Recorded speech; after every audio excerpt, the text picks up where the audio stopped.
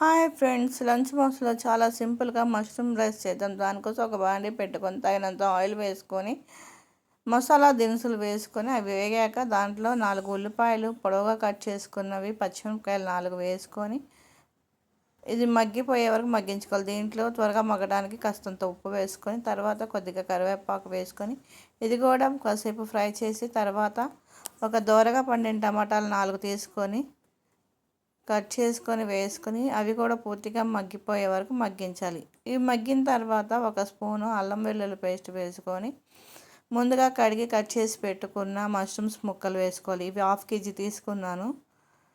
తర్వాత ఇవి కూడా పూర్తిగా మగ్గిపోయే వరకు మగ్గించుకోవాలి. ఇలా మగ్గిన దాంట్లో ఒక 1/2 స్పూన్ కారం, మీరు తినే కారాన్ని బట్టి, తర్వాత తగినంత గరం మసాలా వేసుకోవాలి. ఈ మసాలా కూడా బాగా ఫ్రై అయిన తర్వాత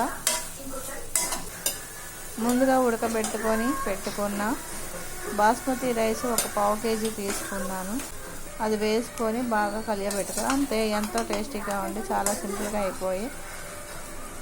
అయిపోయి మష్రూమ్స్ రైస్ అయితే రెడీ అయిపోయింది. Thank you for watching.